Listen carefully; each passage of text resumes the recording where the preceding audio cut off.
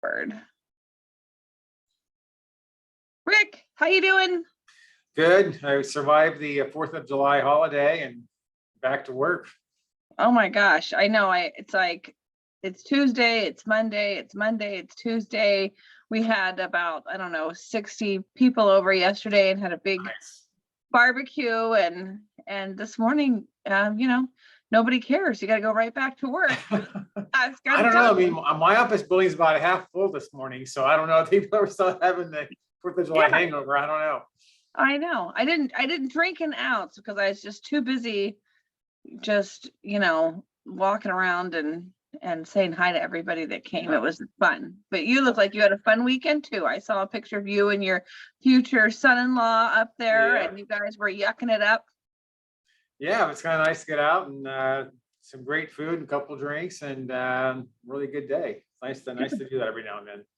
Yeah, absolutely. Like every other day should be one of those days. Yeah. All right. So I wanted to give a little market update that I thought was totally necessary.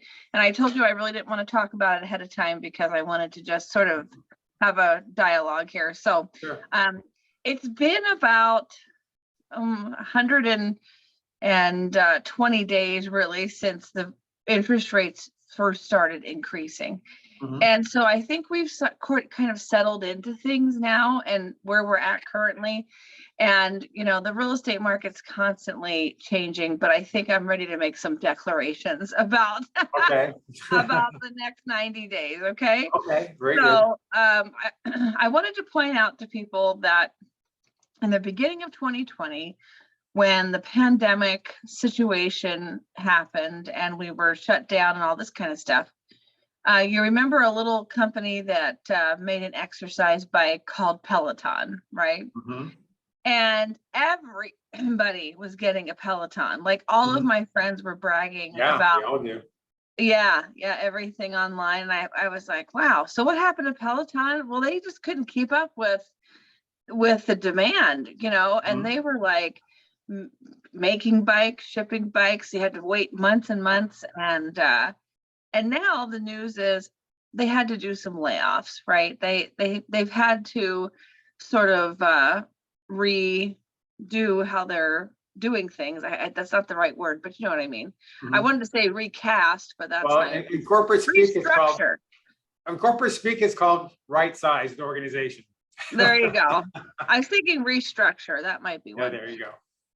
And that's because the demand that they had in 2020, 2021 was based on the fact that we had, the pandemic and everybody was home and the gyms were closed.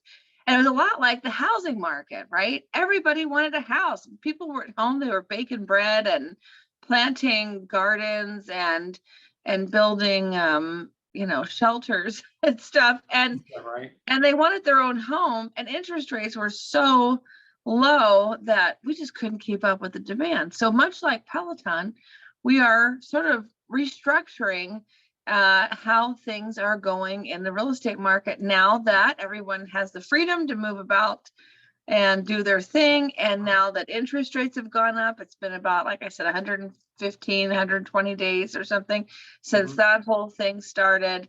And I think now we're settling in. So I'm going to tell you what I'm seeing. Okay. So I'm seeing an increase in homes for sale. Obviously, I'm not, a genius to figure that one out. The numbers are what they are. There are a lot more homes coming up for sale. And why is that?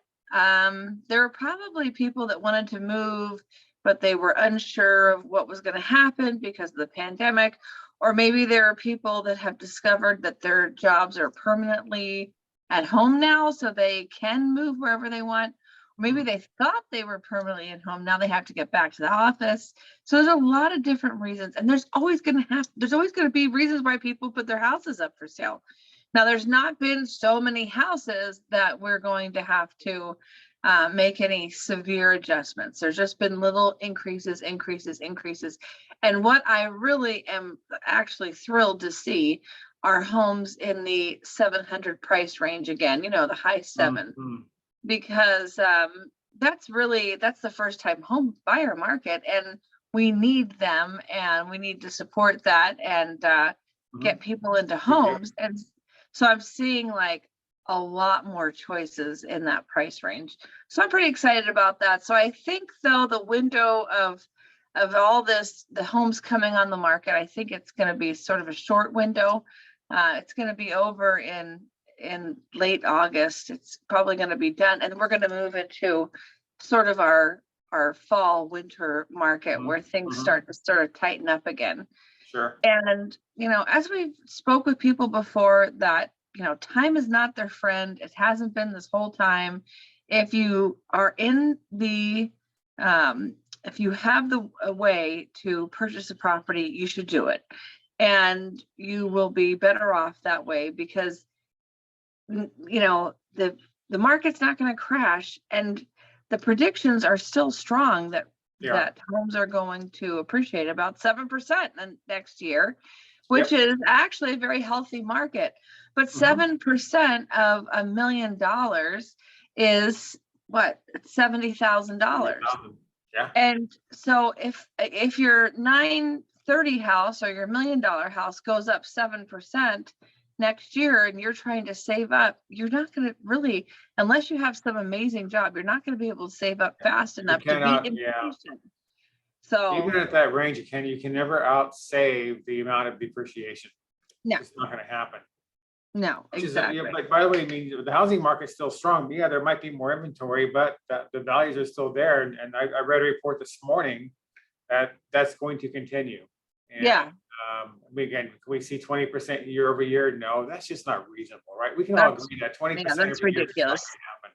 But like to your point, though, 5%, 7%, that's a healthy market. That's where the market should be. And I'm okay with that. So it's like, if you're waiting for any decline or the stuff to hit the fan, I just don't think it's going to happen, which I am thrilled about, because I am a realtor and I sell houses, and I sold a lot of houses, as I've told everybody before, back in the bank repo days, and it was not cute, not nice. And so I think we're going to be fine. So that's my July statement, is that in the next 2 months, or even 45 days, if you see something, you'd better buy it, because I'm not sure that there's going to be much inventory here at the end of the year. I think we're going sort of through a wave of inventory, is what I'm really trying to say. Yeah, no, I agree with that. I think that it's a time where people can catch their breath and look at some more homes now and make some good offers. Because this is, and I say this a lot on the mortgage rate side, this is when we see these types of situations, it is more of a short-term event, not a long-term trend. Right. And so take advantage of that now while you can. Yeah, that's what I'm feeling. That's what I'm seeing. And I think that's how the cookie's going to crumble. So I know it's kind of fun shopping for houses right now. It's like a normal person. Well, we have 2 escrows closing today, right, Rick? Oh, Good nice, job. Thank you. Yes. And I have another one closing this week. But our 2 escrows that are closing today are first-time home buyers. So I love that. And by the way, 5% down first-time home buyers. We've not seen that in a long time. Yeah, especially with multiple offers. We beat them out. So, oh my gosh. And it appraised for more than what it sold for. So that's always good. Nice. And we got a big credit from the seller for some repairs. Good job on that. Heck yeah. You're welcome. Yeah, thank you. And they didn't tell us to pound sand and never call them back. So I think it's a great time to wrap up your summer with a new house. That's what I'm trying to say. That's the right plan for sure. Thanks, Rick. Have a good week. Thank you, Megan. You too. See you, Megan. Take care. All right. Talk to you soon. All righty. Bye-bye.